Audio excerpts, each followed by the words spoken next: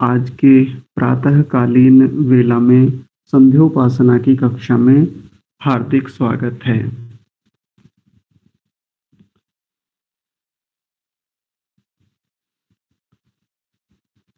आप सभी लोगों ने उपासना से पहले बहुत सारी तैयारियां सुनिश्चित कर ली होंगी, जैसे आप शादी से निवृत्त हो गए होंगे। आप एक अनुकूल और व्यवस्थित आसन में एक बिछौना लगाकर बैठ गए होंगे। मन को सभी बाह्य वृत्तियों से हटा करके, रोक करके अब आप अपनी सारी तैयारियां, सारी मनः स्थिति केवल उपासना के लिए बना चुके होंगे। ये सब तैयारियां हमें उपासना से आधा 1 घंटे पहले देख लेनी चाहिए। यदि इन तैयारियों में कहीं किसी प्रकार की कोई कमी है, कोई और सुधार की गुंजाइश है, तो उसको हम पहले ही सुनिश्चित अथवा सुधार कर लें।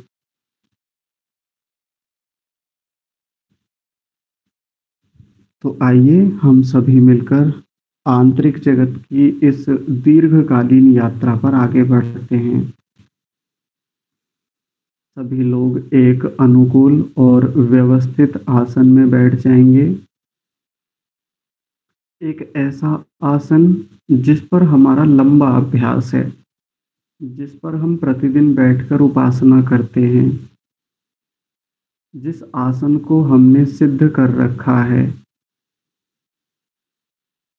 जिस आसन पर हम बिना हिले डुले एक मूर्ति की तरह लंबे समय तक बैठ सकते हैं, ऐसा आसन स्वयं देख लें,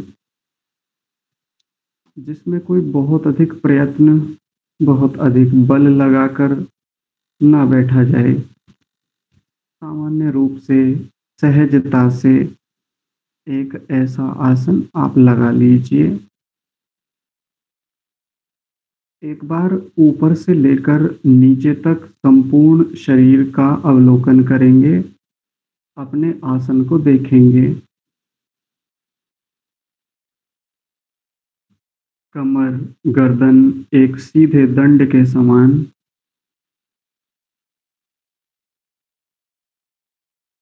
दोनों हाथ घुटनों पर सहजता से रखे हुए। कोई मुद्रा बनाना चाहते हैं तो बना सकते हैं, अन्यथा हाथों की हथेलियों को घुटनों पर सहजता के साथ उन्हें रख लें।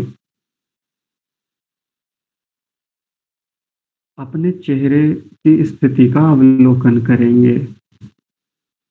चेहरे पर यदि किसी प्रकार का अतिरिक्त बल लगा रखा है, कोई अकड़न जकड़न, खिंचाव है, तनाव है, माथे में बल पड़े हुए हैं या जबड़े कसे हुए हैं, तो इन सब प्रयत्नों को ढीला छोड़कर सारे मुखमंडल को एकदम सहज कर लेंगे।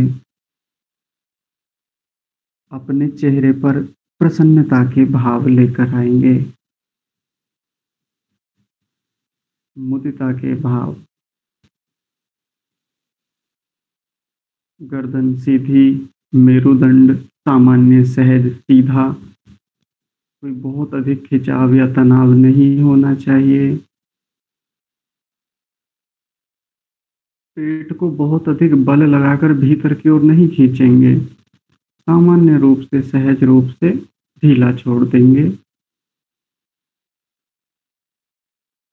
दोनों पैरों को देखेंगे, किसी प्रकार का कोई अतिरिक्त बल प्रयत्न लगाकर पैरों को एक दूसरे के ऊपर चढ़ाकर यदि किया गया है तो उन सबको सहज कर लेंगे।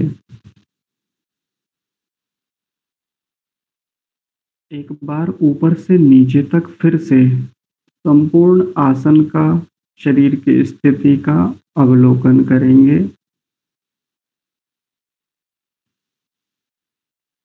मन में यह भाव बनाएंगे कि मेरा शरीर अब उपासना के लिए तैयार है। अब मैं पूर्ण रूप से स्थिर हो गया हूँ।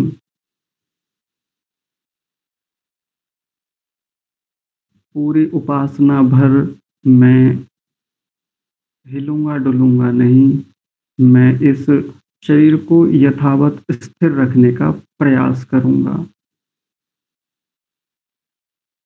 जिन लोगों को आसन लगाने में असहजता होती है, अधिक समय तक आसन नहीं लगा पाते, वो जिस भी सामान्य स्थिति में बैठ सकते हैं, बैठ जाएँ आराम से। तो आइए हम सब लोग मिलकर अपनी इस उपासना को आगे बढ़ाते हैं। आज इसमें और आंतरिक संपत्तियाँ इकट्ठी करने के लिए, आज और मूल्य वृद्धि करने के लिए, परमपिता परमात्मा का और अधिक सानिध्य प्राप्त करने के लिए, जीवन के परम लक्ष्य की ओर एक और कदम बढ़ाने के लिए आगे बढ़ते हैं। सबसे पहले परमपिता परमात्मा का धन्यवाद करेंगे। हे प्रभु, हे सर्वशक्तिमान, सर्वव्यापक, सर्वज्ञ परमात्मा, आपकी कृपा से, आपकी इन उत्तम व्यवस्थाओं से मुझ जीवात्मा को आज आप ही का सानिध्य प्राप्त करने का, आपका आनंद प्राप्त करने का सौभाग्य प्राप्त हुआ है। हे प्रभु, आप मुझ अल्पज्ञ आत्मा की सहायता कीजिए, मेरी रक्षा कीजिए, मेरा मार्गदर्शन कीजिए, जिससे कि मैं आज की इस उपासना से अधिक ज्ञान, आनंद और आंतरिक ऐश्वर्य अर्जित कर सकूं।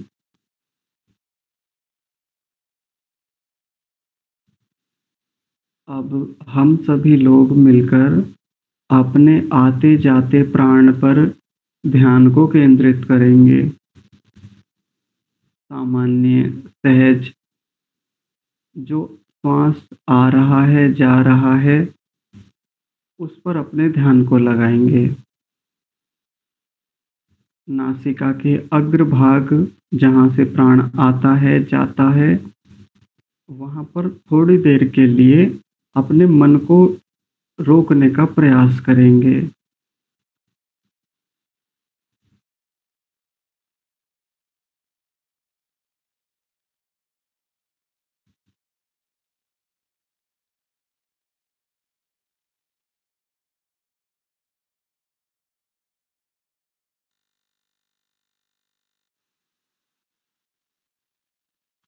प्राण की गति को थोड़ा-सा लंबा करेंगे।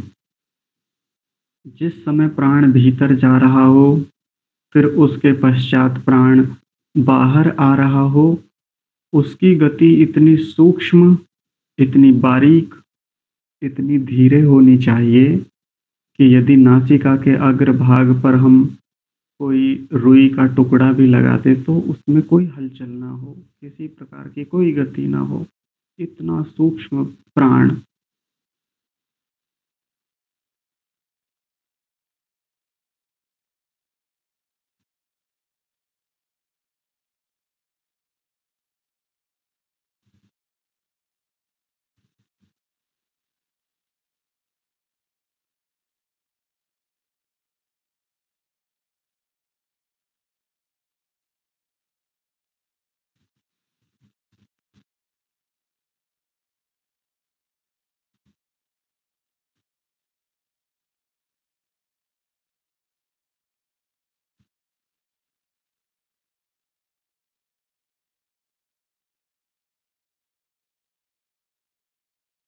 जिस समय प्राण भीतर जा रहा हो, उस समय अपने पेट को, अपने हृदय प्रदेश को, अपने फेफड़ों को बाहर की ओर फुलाने का भी प्रयास करेंगे, जिससे कि उनमें अधिक से अधिक वायु आ सके। और जिस समय प्राण बाहर जा रहा हो, उस समय पेट को भीतर की ओर संकुचित करेंगे, जिससे कि भीतर का समस्त प्राण बाहर निकल सके।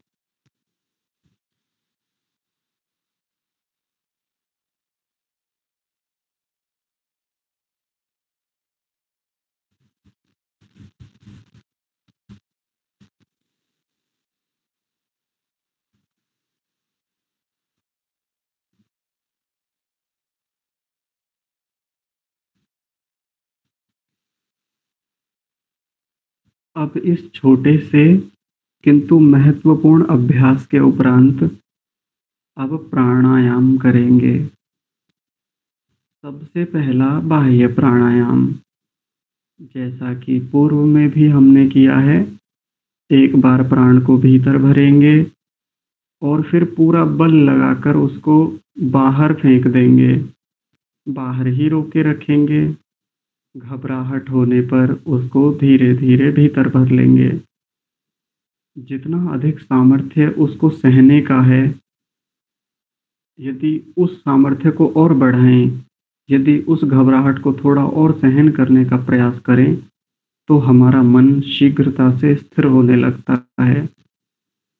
शीघ्रता ना करें, थोड़ा और सहन करने का प्रयास करें अपने सामर्थ्य के अनुसार। और जब घबराहट अधिक होने लगे तो प्राण को धीरे धीरे भीतर भर लें। प्राणायाम करते समय सबसे महत्वपूर्ण बात कि परमपिता परमात्मा के उन 7 नामों से, उनके अर्थों से चिंतन करते रहें, जिनको पूर्व में बताया गया था। ओम भूः, ओम भुवः, ओम स्वः, ओम महः, ओम जनः, ओम तपः, ओम सत्यम। पहला बाह्य प्राणायाम, इसकी 3 क्रियाएं करेंगे।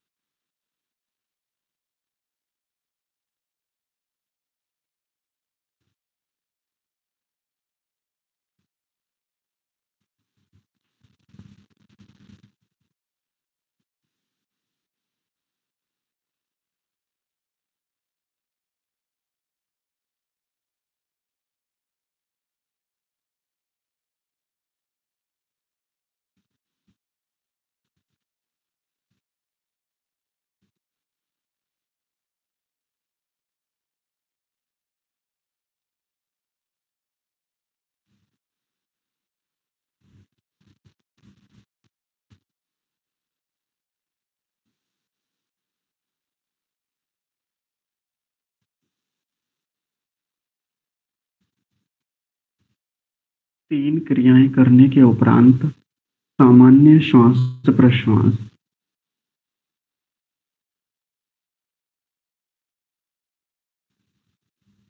एक बार मन की स्थिति को देखेंगे कि 3 ही प्राणायाम करने के उपरांत मेरा मन कितना स्थिर हो गया है, सात्विक स्थितियों वाला हो गया है। दूसरा प्राणायाम, आभ्यंतर प्राणायाम। इस बार प्राण को भीतर भरकर रोकना है। यथाशक्ति, यथा सामर्थ्य भीतर ही रोके रखना है। जब घबराहट होने लगे तो फिर धीरे धीरे बाहर छोड़ देना है। किंतु इस घबराहट को और थोड़ा सा सहन करने का प्रयास करना है, जितना सामर्थ्य है उसके अनुसार। ऐसा करने से और अधिक एकाग्रता बनती है। 3 आभ्यंतर प्राणायाम करेंगे।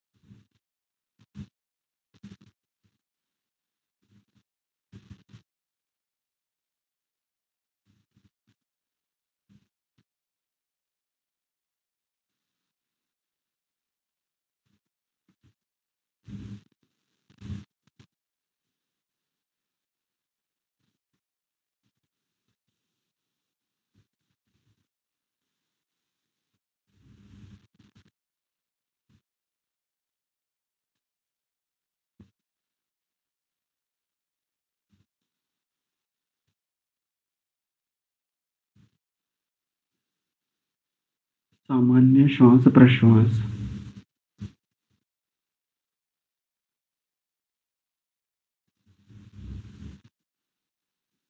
ये दो प्रकार के प्राणायामों का अभ्यास पूरा हुआ। आगामी दिनों में आप इनकी संख्या बढ़ा सकते हैं। 3 के स्थान पर 4 बाह्य प्राणायाम, 4 आभ्यंतर प्राणायाम, फिर और बढ़ा सकते हैं 5 बाह्य प्राणायाम, 5 आभ्यंतर प्राणायाम। जैसा अपना सामर्थ्य, जैसी अपनी स्थितियां हैं, उनके अनुरूप इनकी संख्या हम बढ़ा सकते हैं। जैसे जैसे प्राणायामों की संख्या बढ़ती जाएगी, भीतर प्राण को या बाहर प्राण को रोकने का अभ्यास लंबा होता जाएगा, हमारा मन, हमारी इंद्रियां, हमारा संपूर्ण शरीर हमारे वश में होने लगेगा, नियंत्रण में होने लगेगा। हम इस मन को जहाँ टिकाना चाहें, जहाँ लगाना चाहें, बड़ी शीघ्रता से, सरलता से उस विषय पर टिक जाएगा और उस वस्तु के यथार्थ स्वरूप का हम बोध कर पाएंगे। इसलिए सामर्थ्यानुसार हम अपने प्राणायामों को बढ़ा सकते हैं। प्राणायाम करने के उपरांत अब अपने मन की स्थिति को अवलोकन करेंगे। आरंभ में जो मेरा मन बाहर के विषयों पर जा रहा था, मन में तमोगुण था, राजसिकता थी। रात्रि में सोने के कारण से जो मन अलसाया हुआ था, थका हुआ था, जो मन जड़वत था, या जो मन चंचल स्थिति में था, बाहर के विषयों पर शीघ्रता से जा रहा था, प्राणायाम करने के उपरांत अब मेरा मन स्थिर हो गया है। अब यह मन मुझ आत्मा के नियंत्रण में है।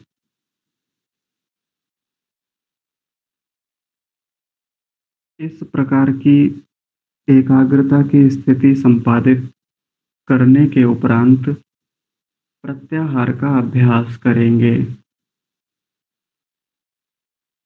प्रत्याहार का अभ्यास करने के लिए मन को अपनी किसी एक इंद्रिय पर टिकाएंगे। 5 ज्ञानेंद्रियों में से कोई एक इंद्रिय और उसका एक विषय, जैसे चक्षु इंद्रिय जो हमने बंद कर रखा है, वहाँ किसी न किसी प्रकार के कुछ दृश्य बन रहे हैं, रूप बन रहे हैं। जैसे घने अंधकार में छोटे छोटे से तारे जैसे चमकते हुए कुछ श्वेत, लाल, भगवा इत्यादि रंगों का कुछ प्रकाश दिख सकता है। कुछ आकृतियाँ, कुछ इधर उधर दौड़ते हुए अन्य प्रकाश की तरंगें इत्यादि, उन पर अपने मन को टिकाने का प्रयास करेंगे। अथवा हमारी जो त्वचा इंद्रिय है, उस पर हमारे वस्त्रों का स्पर्श या पंखा चलने से जो वायु हमारी त्वचा के किसी एक हिस्से पर स्पर्श हो रहा है, वहाँ मन को टिकाने का प्रयास करेंगे। अथवा जिह्वा में होने वाला कोई रस का स्राव, उस पर मन को रोकेंगे, कैसा वो रस है। अथवा बाहर से किसी प्रकार की गंध अथवा कोई सुगंध, दुर्गंध, उस पर मन को टिकाने का प्रयास करेंगे। तो जो भी हमको अनुकूल लगता है, कोई शब्द हो सकता है जो निरंतर बाहर से आ रहा है। मान लीजिए पंखे के चलने से जो एक लगातार ध्वनि आ रही है, अथवा बाहर पक्षियों का कोई शोर हो सकता है, किसी झींगुर आदि छोटे प्राणी का लगातार बहता हुआ कोई स्वर हो सकता है, या अन्य जो भी आपके आसपास ऐसा कुछ हो, आप चाहे उस पर लगा सकते हैं। इनमें से कोई एक अच्छा सा विषय और इंद्रिय चुन लें, जिस पर हम देर तक अपने इस मन को टिका सकें, जिससे कि हमारी इंद्रियां इस मन के अनुरूप हो जाएं, उस इंद्रिय को हम अपने मन के साथ जोड़ सकें।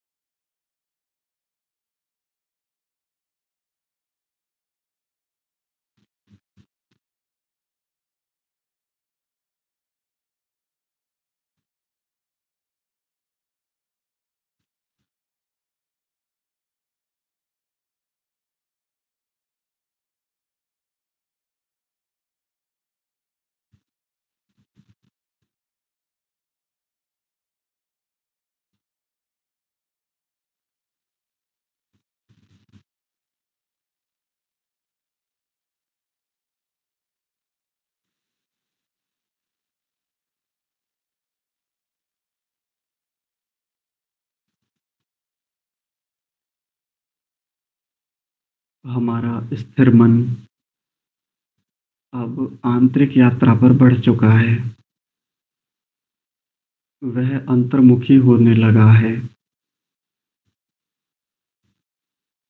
अब इस अंतर्मुखी होते हुए मन को और भीतर ले जाने का प्रयास करेंगे। मन को शरीर के किसी एक स्थान पर टिकाकर धारणा का अभ्यास करेंगे। शरीर का कोई एक स्थान चुन लेंगे, जैसे ऊपर सिर में बीचों बीच ब्रह्मरंध्र, मस्तक के बीचों बीच आज्ञा चक्र, दोनों भौहों के बीच का भाग, नासिका का अग्रभाग, जिह्वा का आगे का हिस्सा, कंठ प्रदेश, हृदय स्थान, नाभि प्रदेश। इनमें से कोई भी एक स्थान जो हमको अनुकूल होता हो, जिस पर हम अधिक समय तक अपने इस मन को स्थिर रख सकें, उस पर भीतर की ओर से आंतरिक रूप से मन को टिकाने का प्रयास करेंगे। मन को बाहर ले जाए बिना, बाहर के किसी विषय पर टिकाए बिना, इन शरीर के किसी अंगों में से एक अंग पर अपने मन को रोकने का, स्थिर करने का प्रयास करेंगे। साथ ही उस स्थान पर होने वाली संवेदना को भी पकड़ने का प्रयास करेंगे और उस स्थान पर परमपिता परमात्मा की उपस्थिति का भी अनुभव करने का प्रयास करेंगे।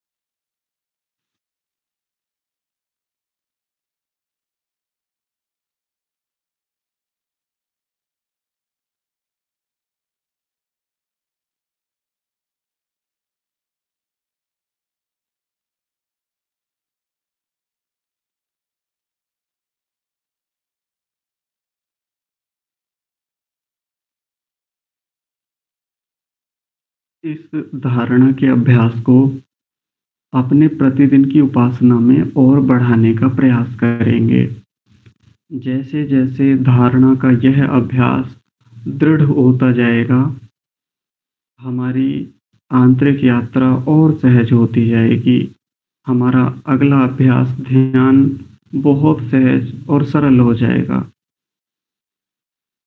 यदि पूरी उपासना में आगे के ध्यान काल में हमारा ध्यान, हमारा मन टूटता है, बाहर के किसी विषय पर जाता है, चंचल होता है, तो इसी धारणा वाले स्थान पर, जिस पर हम अभी धारणा कर रहे थे, वहाँ लाकर मन को टिका देंगे और फिर से ध्यान की यात्रा पर आगे बढ़ जाएंगे।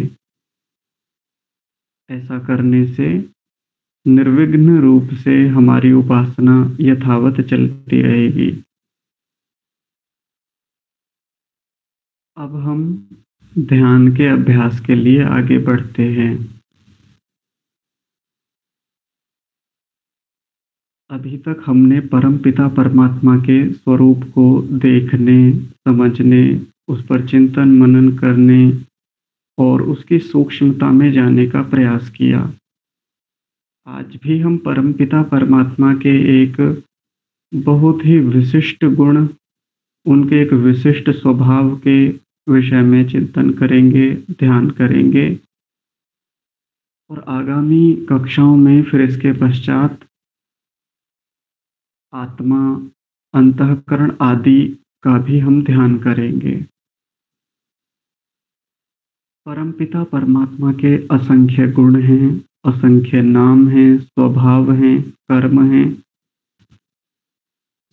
उन्हीं में से एक गुण है सर्वशक्तिमान। परमपिता परमात्मा को संबोधित करते हुए आज इसी स्वरूप का ध्यान करेंगे। हे परमपिता परमात्मा, आप सर्वशक्तिमान हैं। संसार भर के सभी प्राणियों में आप सबसे अधिक शक्तिशाली हैं, सबसे अधिक सामर्थ्यशाली हैं। इस संसार की सभी जड़ अथवा चेतन वस्तुओं में आपके जितना सामर्थ्यवान दूसरा कोई नहीं है। आपका बल, आपका सामर्थ्य सर्वोच्च है, सर्वोत्कृष्ट है, अत्यंत है, अनंत है। आप सर्वशक्तिमान हैं। आप अपने किसी भी कर्म को करने में किसी भी दूसरे प्राणी की या किसी भी दूसरी सत्ता की लेश मात्र भी सहायता नहीं लेते हैं। इस कारण से आप सर्वशक्तिमान हैं। आपका यह विराट अनंत स्वरूप, जिसे मैं आज प्रत्यक्ष करना चाहता हूँ, जिसका मैं साक्षात्कार करना चाहता हूँ, इसको जानने और समझने में मेरी सहायता कीजिए।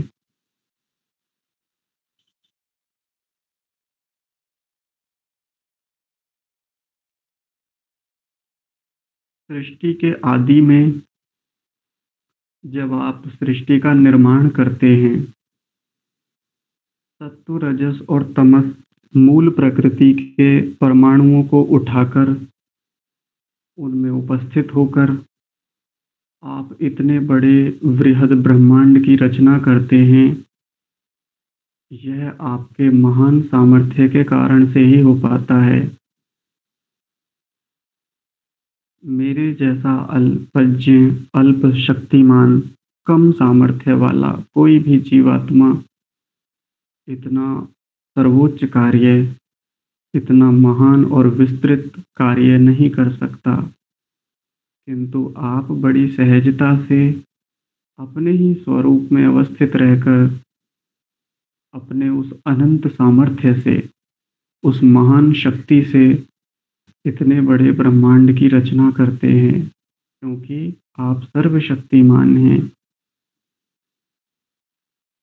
छोटे से छोटे परमाणुओं के संघात से लेकर बड़े बड़े आकाश गंगाओं को संयुक्त करने का सामर्थ्य आप ही के भीतर है।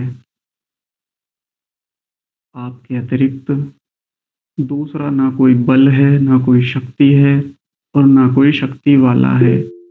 शक्तिमान भी नहीं हैं।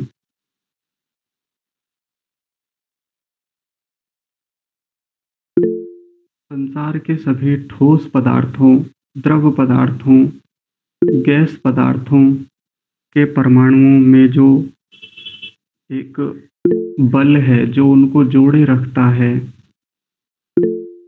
जो उनमें क्रियाएं कराता है, जो उनमें बहुत प्रकार का सामर्थ्य भरता है, वह सब आप ही का सामर्थ्य है।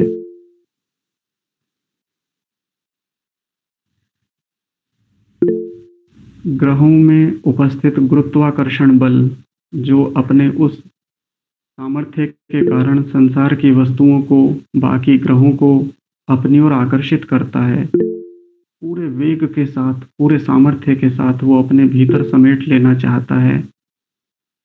आपका बल तो उससे भी महान है। आपका बल तो उससे अत्यंत गुना बड़ा है। आप सर्वशक्तिमान हैं।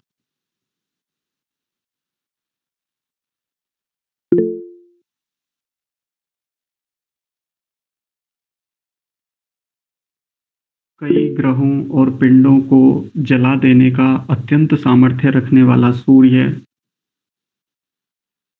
आप ही का बनाया हुआ है, आप ही के सामर्थ्य से युक्त है।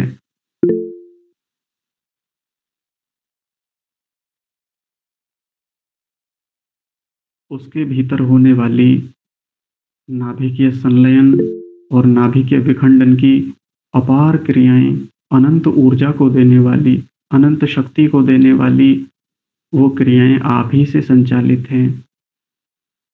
आपके महान सामर्थ्य से उनमें वो बल होता है।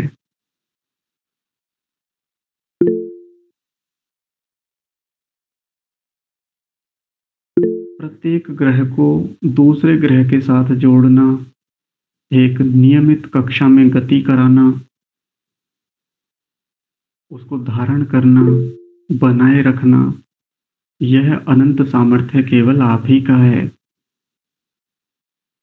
मुझ अल्पज्ञ जीवात्मा का सामर्थ्य तो इतना भी नहीं है कि मैं कुछ मिनटों तक, कुछ घंटों तक एक किसी पिंड को हाथ में लेकर लगातार बैठा रहूं या घूमता रहूं। किंतु आपका सामर्थ्य इतना महान है, इतना विराट है कि इतने बड़े ब्रह्मांड में असंख्य आकाश गंगाओं और उन असंख्य आकाश गंगाओं में असीमित सौर मंडलों के भीतर उपस्थित ग्रहों, उपग्रहों इत्यादि को आप धारण किए हुए हैं। यह सामान्य सामर्थ्य का कार्य नहीं है। इन उत्तम से उत्तम पदार्थों को बनाने में, इनको धारण करने में आपका महान सामर्थ्य है। जटिल से जटिल संरचनाओं, सरल से सरल संरचनाओं को बनाने में आपका यही ज्ञान का सामर्थ्य और आपका बल प्रयुक्त हो रहा है, जिसके कारण ऐसे विचित्र, ऐसे अद्भुत संसार का निर्माण हो पा रहा है।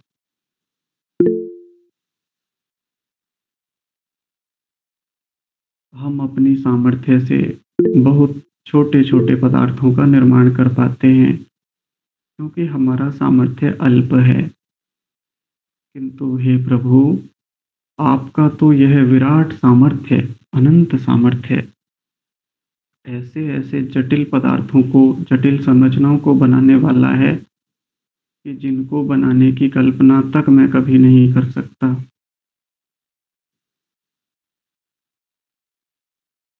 इतनी बड़ी व्यवस्थाओं को बनाने के बाद इन सबको धारण करने का सामर्थ्य आप ही के पास है। मेरा सामर्थ्य केवल अपने परिवार, अपने समाज, कुछ लोगों तक सीमित है। मैं उनको धारण, उनका पोषण, उनका पालन कर पाता हूँ। बहुत संक्षिप्त है, बहुत सीमित है।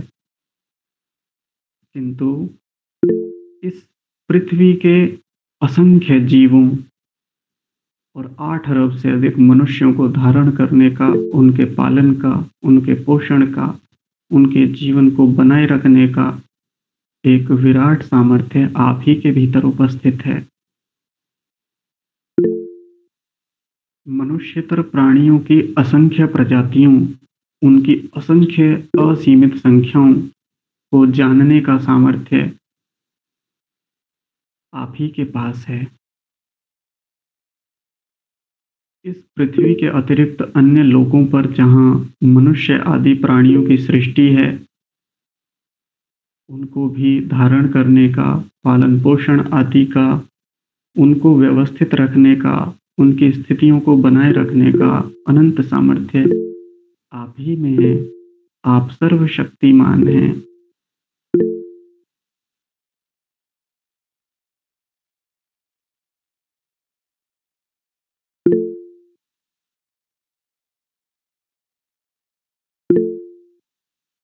हे प्रभु, इतने बड़े संसार को धारण करने के उपरांत इस संसार के प्रलय को करने का सामर्थ्य भी आप ही में है।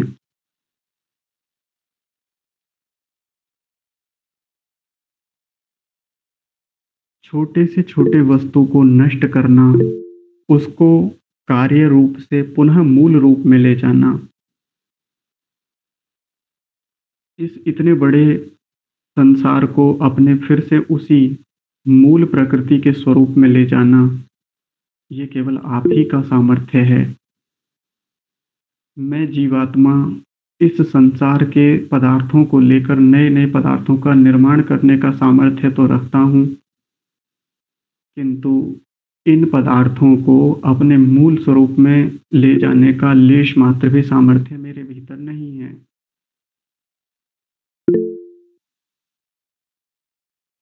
इतने विराट ब्रह्मांड का प्रलय करना, यह छोटे मोटे सामर्थ्य का हिस्सा नहीं है। इतने बड़े ब्रह्मांड को एक साथ प्रलय करना या खंडशः प्रलय करना, छोटी छोटी पदार्थों का, छोटी छोटी वस्तुओं का नष्ट होकर के फिर से अपने मूल स्वरूप में चले जाना, अथवा पूरे ब्रह्मांड का एक बार में प्रलय कर देना, ये आप ही का सामर्थ्य है। आपके अनंत इस विराट स्वरूप का ही परिणाम है।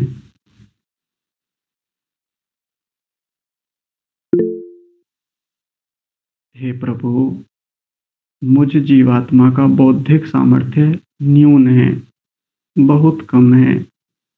मेरे अंतःकरण का सामर्थ्य बहुत छोटा सा है, बहुत अल्प है।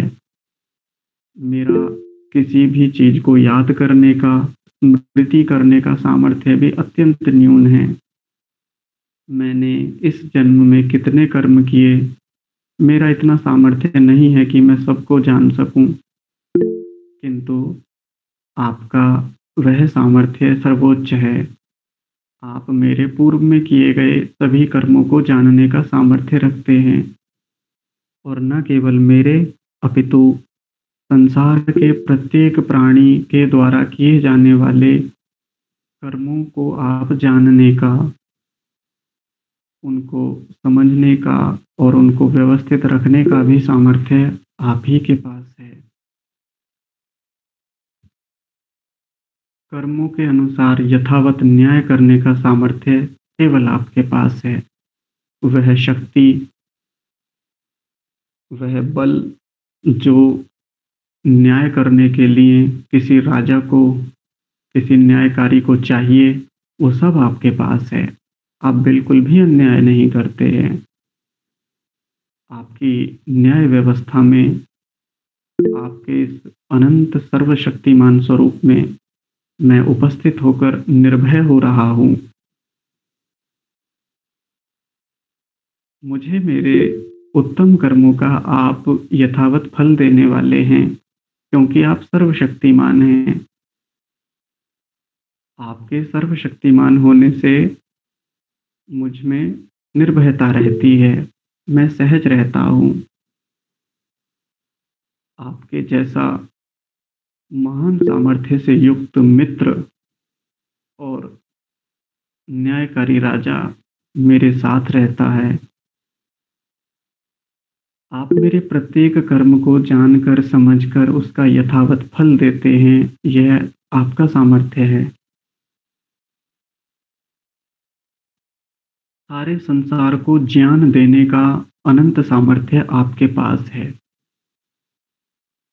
मैं केवल कुछ लोगों तक अपने ज्ञान का प्रसारण कर पाता हूँ, उनको कुछ सिखा समझा पाता हूँ, प्रेरणा कर पाता हूँ, किंतु आप तो संसार के सभी मनुष्यों को, सभी जीवात्माओं को, सभी मनुष्येतर प्राणियों को आप ज्ञान देने का सामर्थ्य रखते हैं।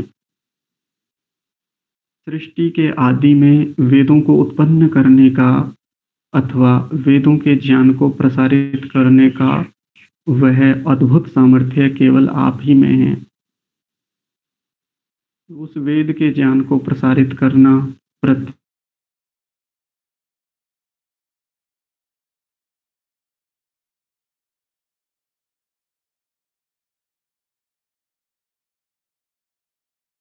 सर्वमान इन सब गुणों के कारण से है।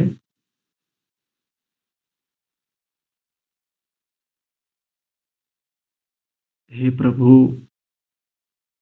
आपका यह सर्वशक्तिमान स्वरूप अत्यंत विराट है। मैं इसके बारे में जितनी कल्पना करता हूँ, जितना विचार करता हूँ, जितना अध्ययन करता हूँ, जितना चिंतन मनन करता हूँ, उससे भी कई गुना, अत्यंत गुना यह होता जाता है।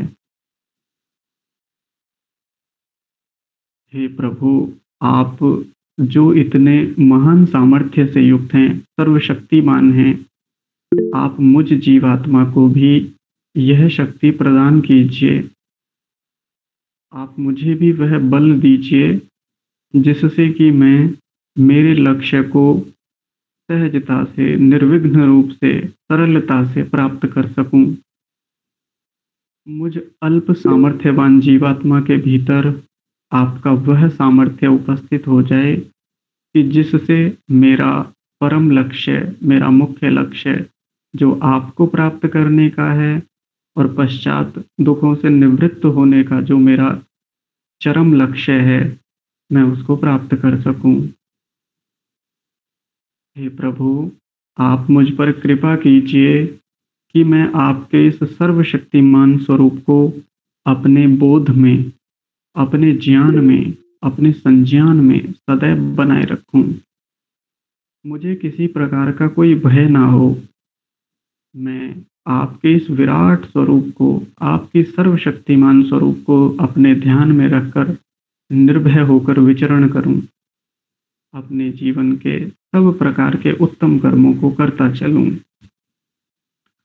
आप अपने इस महान स्वरूप का बोध मुझे क्षण क्षण प्रति क्षण कराते रहिए। मैं आप ही के इस सर्वशक्तिमान स्वरूप में अवस्थित होकर मैं अपनी इस यात्रा को निरंतर आगे और आगे बढ़ाना चाहता हूँ। मैं इसमें रक्षित होना चाहता हूँ।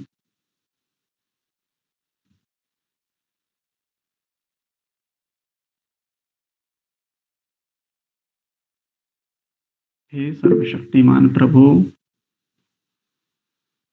आपकी इस सामर्थ्य के कारण से मैं कोई भी कर्म कर पाता हूँ, या जो मैं अपने जीवन का सर्वश्रेष्ठ कर्म उपासना कर रहा हूँ, यह भी आप ही की कृपा से हो रहा है। आज आपने मेरी इस उपासना को संपन्न करने में अपने सामर्थ्य से जो मेरी सहायता की, उसके लिए मैं आपका बहुत सारा धन्यवाद करता हूँ। मैं आपके प्रति अत्यंत कृतज्ञ हूँ। बार बार धन्यवाद करता हूँ। आप ही के सामर्थ्य के कारण मेरी आंतरिक संपत्ति, आंतरिक योग्यता, आंतरिक यात्रा निरंतर उन्नति को प्राप्त हो रही है। आप मेरी आगामी यात्रा में भी इसी प्रकार मुझे सामर्थ्य प्रदान करते रहिएगा। मुझे ऐसे ही और बल दीजिएगा। मैं कहीं निर्बल ना हो जाऊं, मैं कहीं कमजोर ना पड़ जाऊं। वह सब प्रकार का शारीरिक बल, मानसिक बल, आत्मिक बल, आर्थिक बल, सामाजिक बल, या जो भी प्रकार का बल जो मेरे लक्ष्य में सहायक है, आप मुझे निरंतर प्रदान कीजिएगा।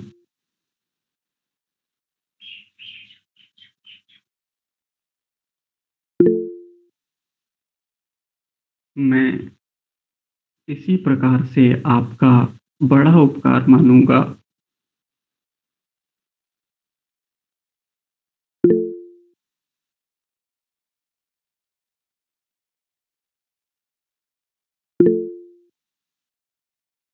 मैं आपकी बहुत प्रकार की नम्रतापूर्वक स्तुति, प्रार्थना और उपासना निरंतर किया करूँगा।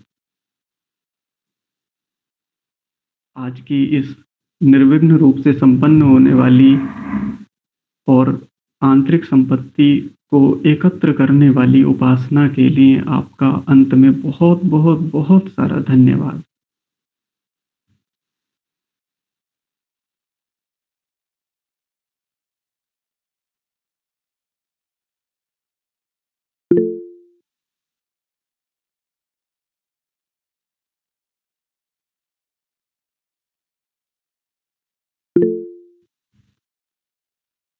अब हम सबसे अंत में अपने मन की स्थिति को एक बार देखेंगे। अपने अंतःकरण को समझने का प्रयास करेंगे। आत्मा में हुए परिवर्तन को भी देखने का प्रयास करेंगे कि परमपिता परमात्मा के सर्वशक्तिमान स्वरूप को जानने के बाद मेरे भीतर क्या परिवर्तन आए हैं।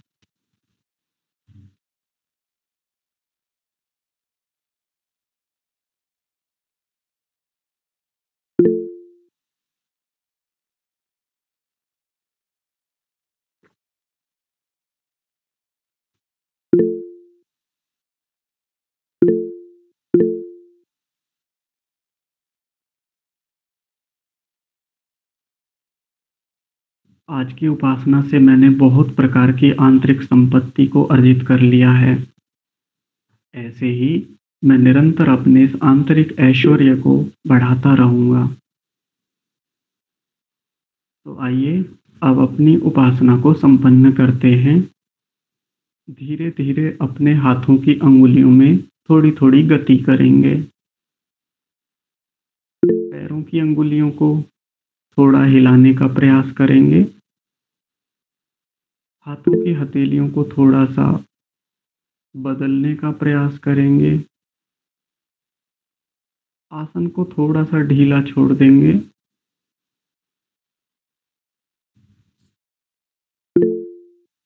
मन की स्थिति को यथावत बनाए रखेंगे। दोनों हाथों को ऊपर लाकर हथेलियों को आपस में रगड़कर अपने चेहरे पर ले जाकर रख लेंगे। पुनः एक बार हाथों की हथेलियों को रगड़कर चेहरे पर लगाएंगे। मन में विचार करेंगे कि मेरा चेहरा, मेरा शरीर ओज से युक्त हो गया है, बड़े तेज से युक्त हो गया है, सौम्य हो गया है, शांत हो गया है। अब दोनों हथेलियों को आँखों पर टिकाते हुए धीरे-धीरे अपनी आँखों को खोलेंगे।